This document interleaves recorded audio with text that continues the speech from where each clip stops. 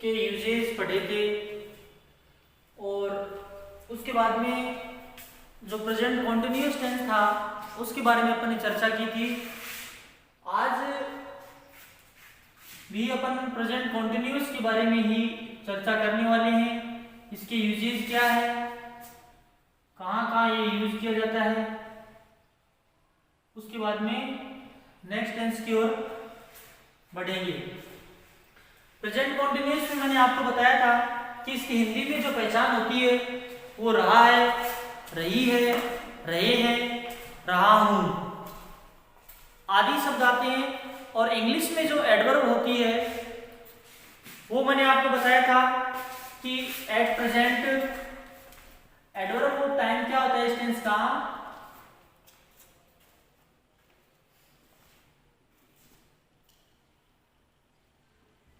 जिसको इंग्लिश में पहचान बोल सकते हैं अपन, जैसे at present, at this time, at this moment,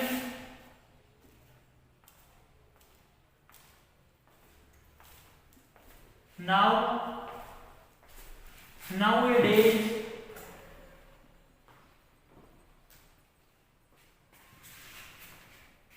these days। ये कुछ वर्ड्स हैं जो प्रेजेंट कॉन्टिन्यूअस के एडवर्ब ऑफ टाइम के अंदर आते हैं। और इसके हेल्पिंग वर्ब अपन ने चर्चा की थी, इज, एम और आर।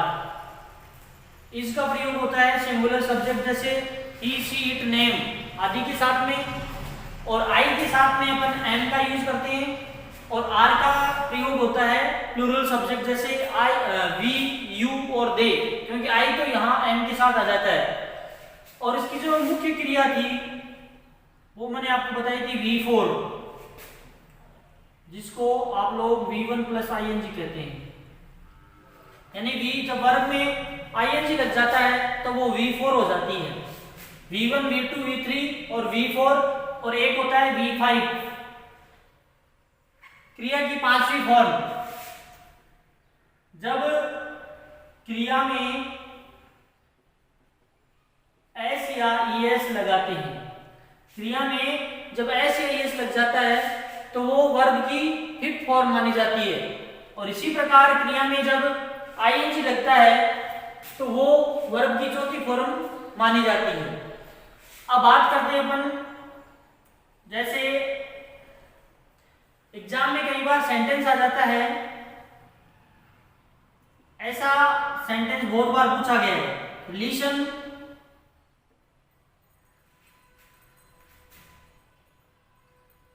सुनो, आई, यहां ब्लैंक दे दिया, यहां टेल दे दिया, एंड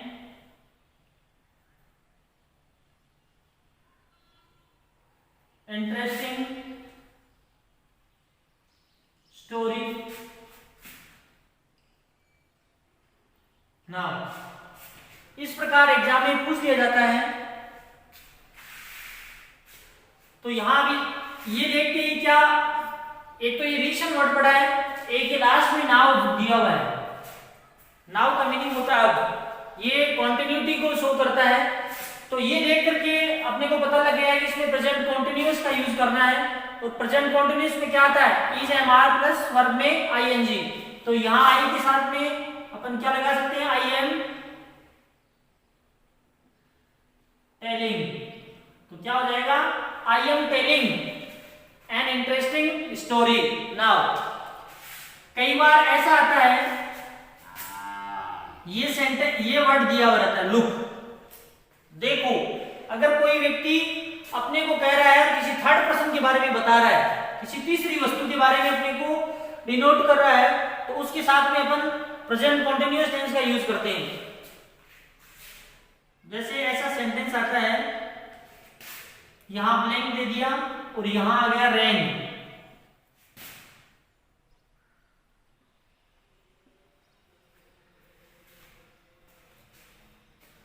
अब लुक ऐसा जब आपको वर्ड देखने को मिल जाए सेंटेंस में तो आप समझ जाना कि प्रेजेंट कॉन्टिन्यूअस का यूज करवाना चाह रहा है एग्जामिनर, तो वहां अपने को is am are plus verb की चौथी फॉर्म यूज करनी है। और वैसे भी इसके एंड में आपको इसके एडवर्ब ऑफ टाइम जरूर दिया हुआ मिलेगा। तो यहाँ इट सिंगुलर है इसलिए यहाँ इस लगा देंगे और रेन में आईएनजी लगा देंगे तो रेनिंग हो जाएगा। इट इज लुक, देखो इट इज रेनिंग नाउ, देखो बारिश हो रही है। तो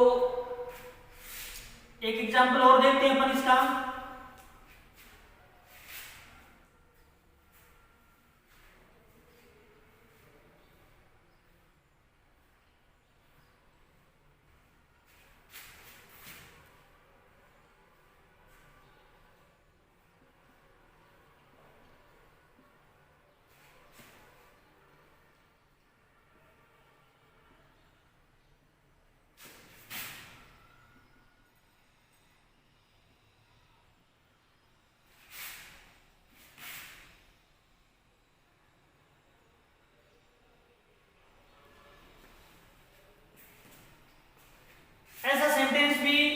बहुत बार पूछा गया है, teacher an interesting point at this time. तो यहाँ क्या जाएगा, टीचर सिंगुलर है तो सिंगुलर शब्द के साथ में इज का प्रयोग करेंगे अपन। तो यहाँ हो जाएगा इज टीचिंग। क्या हो जाएगा, teacher is teaching an interesting point at this moment. एक और देखते हैं, जैसे वी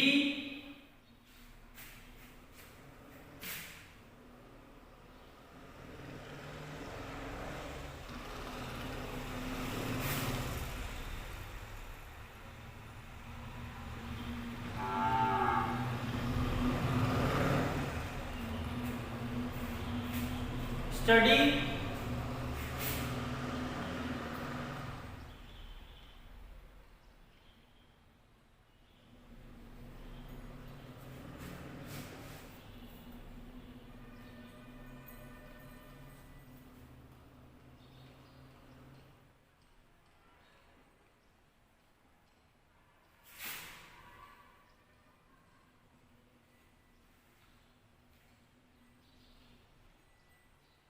these days।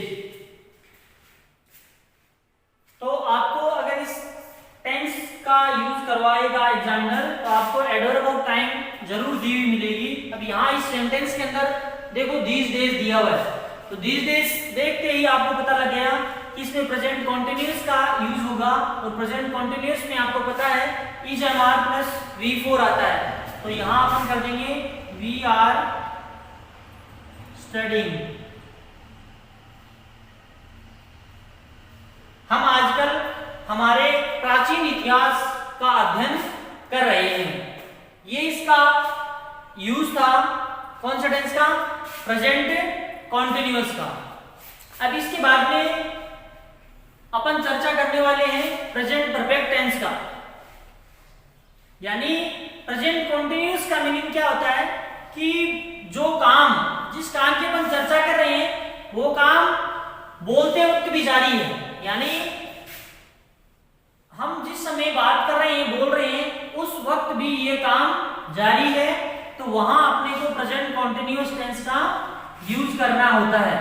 और प्रेजेंट कॉन्टिन्यूअस में आपको पता है is am are plus verb की फोर्थ फॉर्म काम में ली जाती है। यानी जिस टेंस में आईएनजी लगता है वो कॉन्टिन्यूअस टेंस को एक्सप्रेस करता है, ध्यान देना। अब अपन चर्चा करते हैं प्रेजेंट परफेक्ट टेंस की। अब प्रेजेंट परफेक्ट टेंस में देखो इसके नाम से ही पता है परफेक्ट का मीनिंग क्या होता है, पूर्ण हो जाना। यानी एक निश्चित समय में इस टेंस में कोई काम कंप्लीट हो चुका होता है। क्या हो गया होता है, कंप्लीट यानी पूर्ण हो गया होता है। अब इसकी हिंदी में जब पहचान देखते हैं अपन, हिंदी और इंग्लिश में दोनों में आपको पता होनी चाहिए। तो हिंदी में क्या होती है, हिंदी वाक्यों के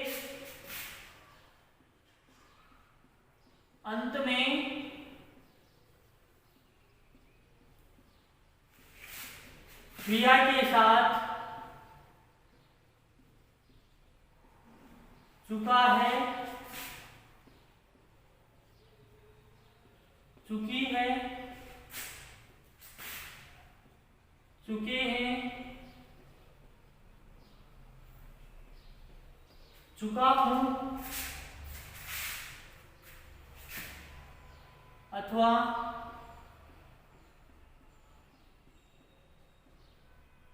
लिया है, लिए हैं, आदि शब्द आते हैं। यानी ये वर्ड हिंदी सेंटेंस में अपने को देखने को मिलेंगे।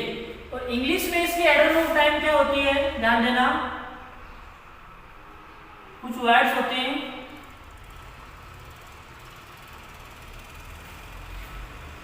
जैसे ऑलरेडी हो गया, येट हो गया, जस्ट हो गया।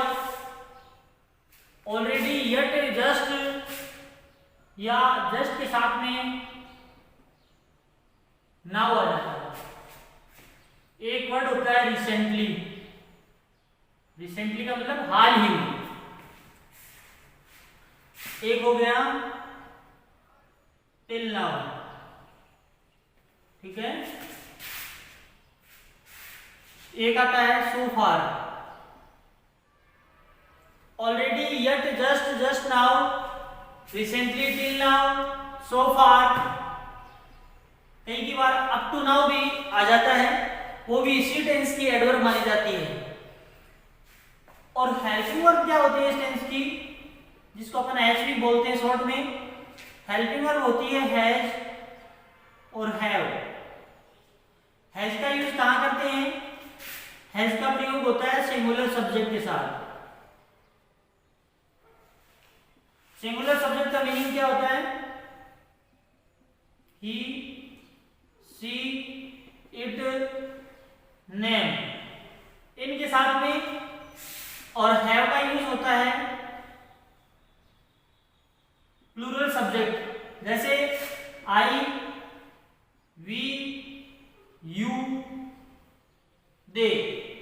आई, वी, यू, दे, इनके साथ में अपन हैव हेल्पिंग वर्ब का यूज करेंगे। और सिंगुलर सब्जेक्ट जैसे ही, सी, इट, नेम, इनके साथ में अपन हैज का यूज करेंगे।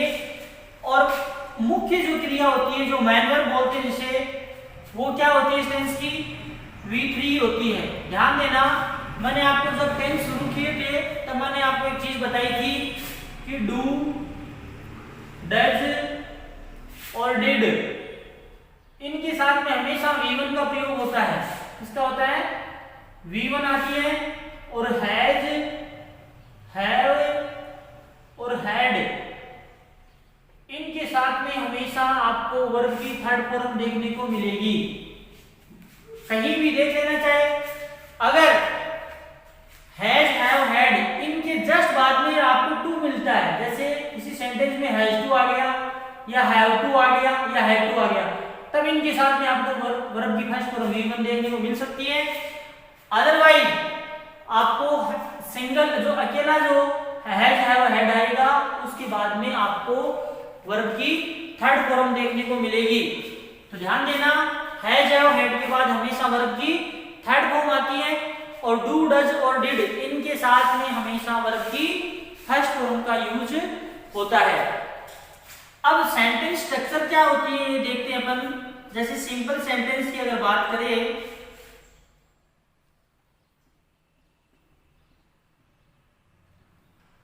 सिंपल सेंटेंस या अफर्मेटिव सेंटेंस बोल सकते हैं, तो उसमें क्या मिलेगा, सबसे पहले आपको सब्जेक्ट दिया हुआ मिलेगा, उसके बाद में हैज, हैव प्लस वर्ब की थर्ड फॉर्म, उसके बाद में ऑब्जेक्ट मिलेगा। देखो यहां एक होता है ऑब्जेक्ट और एक होता है कॉम्प्लीमेंट। क्या होता है, कॉम्प्लीमेंट होता है, एक होता है ऑब्जेक्ट। तो सेंटेंस में अगर मेन वर्ब के बाद में जो वर्ड होता है उस पर यदि सब्जेक्ट का अगर प्रभाव पड़ता है, अगर इफेक्ट पड़ रहा है, यानी सब्जेक्ट कर्ता से जब प्रभावित हो रहा है तभी वो ऑब्जेक्ट माना जाएगा।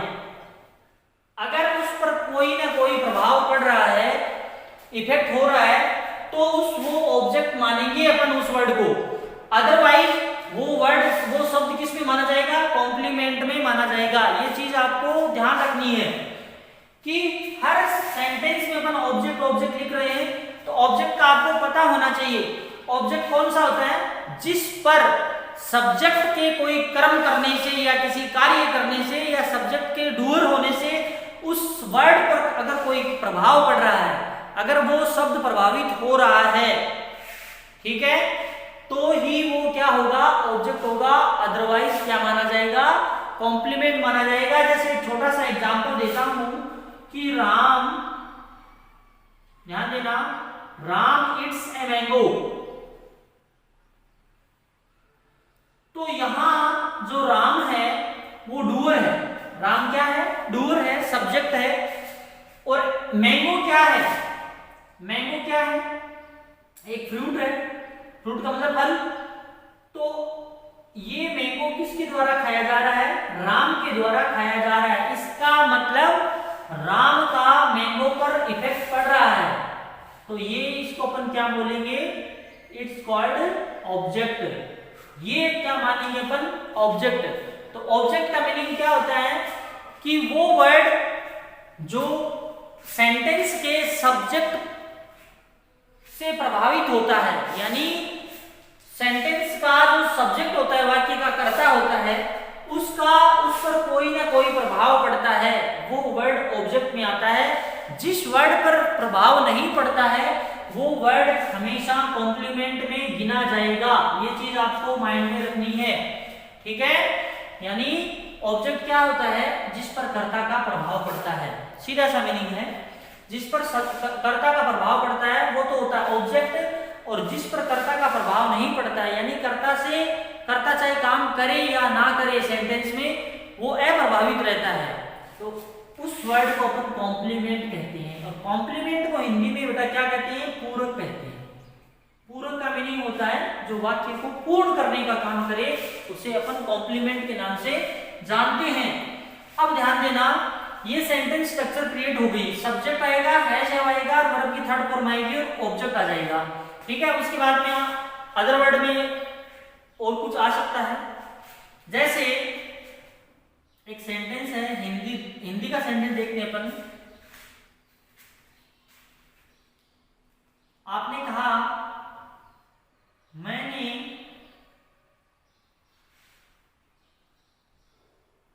मेरा काम पूर्ण कर लिया है या पूरा कर लिया है।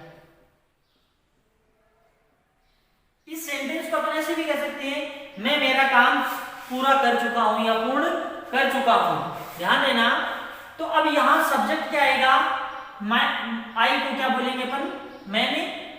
अब यहां आई के बाद में हैज और हैव का यूज करना है। तो अब आपको मतलब गलत नहीं करना है, यहां ध्यान देना है कि आई सब्जेक्ट है वो प्लूरल में है, सिंगुलर में है। तो आई प्लूरल में आता है तो प्लूरल के साथ में आपने को हैव का यूज करना है। तो यहां आई के साथ में क्या आ जाएगा? I have. क्या आ जाएगा? आई हैव, ठीक है। अब वर्ब क्या है? यहाँ क्रिया क्या है? इसमें पूर्ण कर लेना, पूर्ण करना। तो पूर्ण करना को क्या बोलते हैं? कंप्लीट। तो कंप्लीट की थर्ड फॉर्म क्या हो जाएगी? कंप्लीटेड। ईडी लगा दो। आई हैव कंप्लीटेड मेरा काम, my work. I have completed my work. अब इसी सेंटेंस को मैं अगर नेगेटिव में चेंज करूं, नेगेटिव का मतलब क्या होता है? नकारात्मक वाक्य जिसमें नोट का यूज हो, जिसमें नोट का प्रयोग करे वो वाक्य नेगेटिव सेंटेंस कहलाता है। अब इसमें जैसे ये वाक्य है, मैंने मेरा काम पूरा कर लिया है, इस वाक्य को अगर हिंदी में अपन नेगेटिव बनाए, मैंने मेरा काम पूर्ण नहीं किया है, ठीक है, तो यहां क्या हो जाएगा? नोट लग जाएगा। I have not completed my work. I have not completed my work. ये इसका नेगेटिव सेंटेंस हो गया। अब नेगेटिव सेंटेंस में अपन नॉट का यूज करते हैं। अब तीसरा सेंटेंस मैंने आपको क्या बताया था, इंटेरोगेटिव सेंटेंस। इंटेरोगेटिव का मतलब प्रश्नवाचक वाक्य, जिसमें कर्ता कोई ना कोई प्रश्न कर रहा है। अब यहाँ इसको इंटेरोगेटिव बनाएंगे तो मैंने आपको कल पहचान बताई थी है कि जो इंटेरोगेटिव सेंटेंस होता है, प्रश्नवाचक वाक्य, वो हमेशा क्या से शुरू होता है। हिंदी का वाक्य तो क्या से शुरू होगा, और इंग्लिश का जो सेंटेंस होता है वो हमेशा हेल्पिंग वर्ब से शुरू होता है। तो इंटेरोगेटिव की जो स्ट्रक्चर है वो क्या बनेगी, देखो इंटेरोगेटिव सेंटेंस है उसमें सबसे पहले हेल्पिंग वर्ब आ जाएगा, उसके बाद में सब्जेक्ट आएगा, उसके बाद में वर्ब की थर्ड फॉर्म आ जाएगी, उसके बाद में ऑब्जेक्ट आ जाएगा। अंतर बस इतना ही है, सब्जेक्ट की जगह हेल्पिंग वर्ब और हेल्पिंग वर्ब की जगह सब्जेक्ट आ जाएगा। तो यहाँ इसी सेंटेंस को अपन अगर इंटेरोगेटिव बनाते हैं, क्या मैंने मेरा काम पूर्ण कर लिया है, तो यहाँ क्या बनेगा, हैव, तीसरा सेंटेंस है हैव आई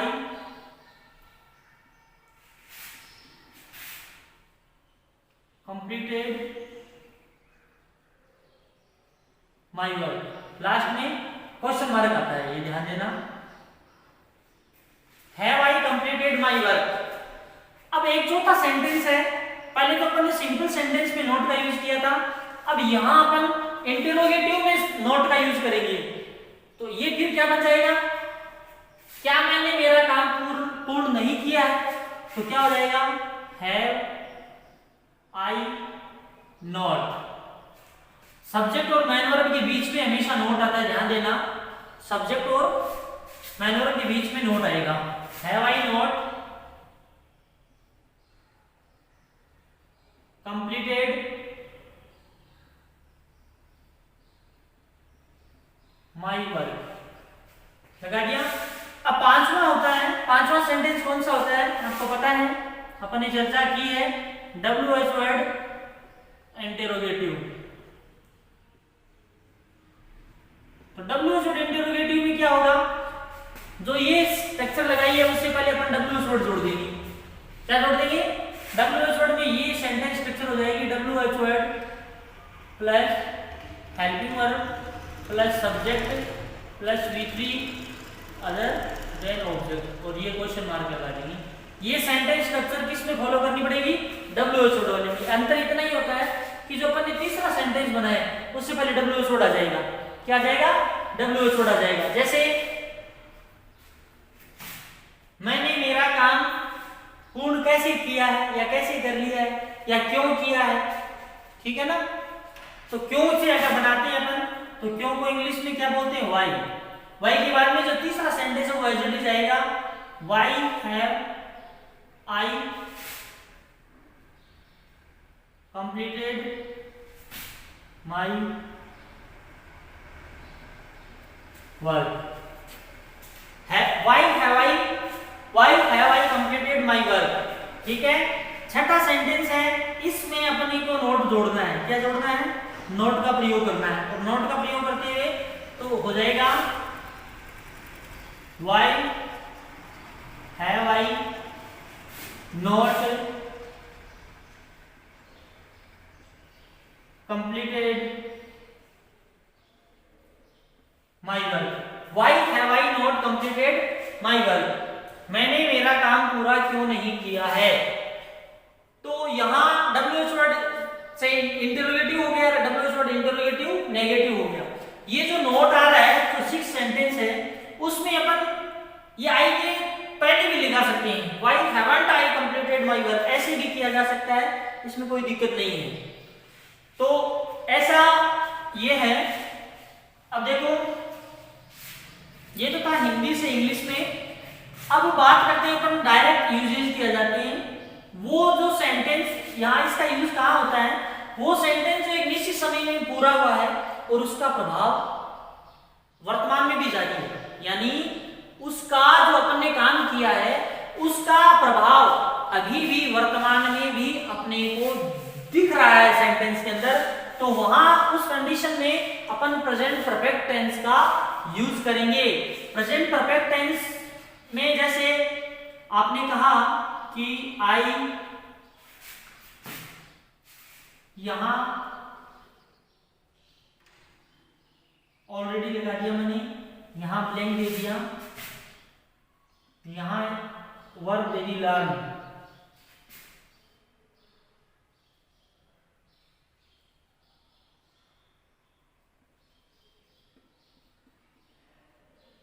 दिस पॉइंट। तो अब देखो यहां क्या है, आई के साथ में हैव लगाएंगे। ये जो ऑलरेडी जो एडवर्ब होती है वो हमेशा मैन वर्ब और हेल्पिंग वर्ब के बीच में है, ध्यान देना। ऑलरेडी है, जस्ट है। आई हैव ऑलरेडी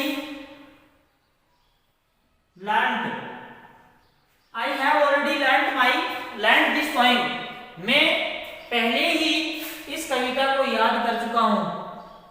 तो इसमें क्या है, अब मुझे याद करने की आवश्यकता नहीं है, मतलब याद कर लिया है। तो अब इसका प्रभाव क्या है सेंटेंस में, इसका प्रभाव ये है कि अब मुझे ये पोएम पढ़ने की आवश्यकता नहीं है, मैं पहले से ही इस पोएम को तैयार कर चुका हूं, या मैंने इस पोएम को, कविता को पहले से ही लर्न कर लिया है।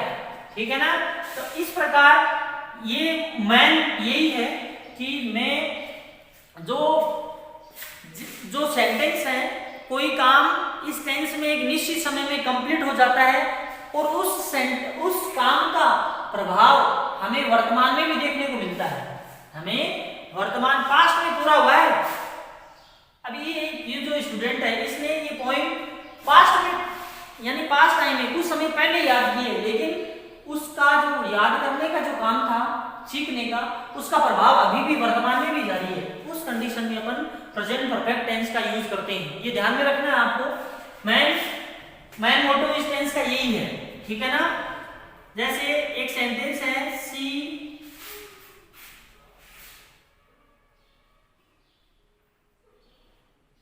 Right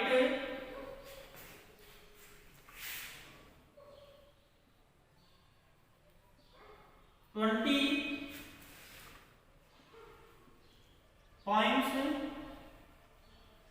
so far।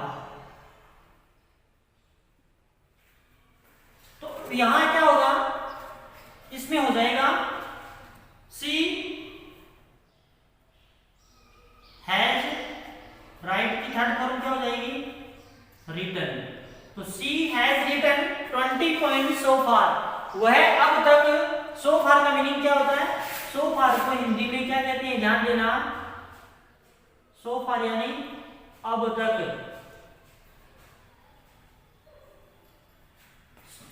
वह अब तक 20 कविताएं लिख चुकी है।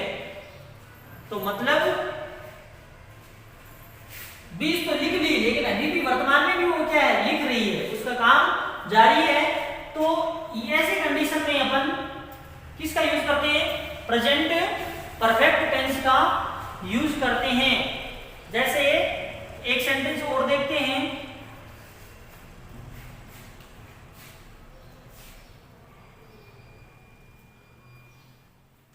दे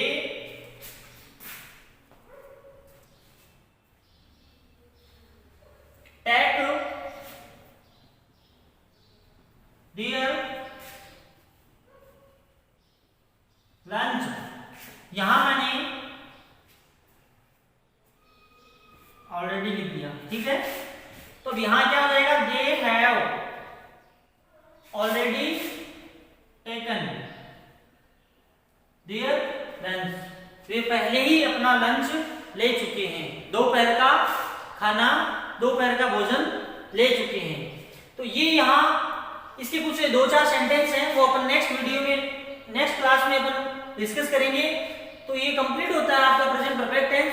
कल इसकी थोड़ी सी एक्सरसाइज करवाते हैं और उसके बाद में अपन नेक्स्ट टेंस पढ़ने का प्रयास करेंगे, जो प्रेजेंट परफेक्ट कंटीन्यूअस टेंस हो।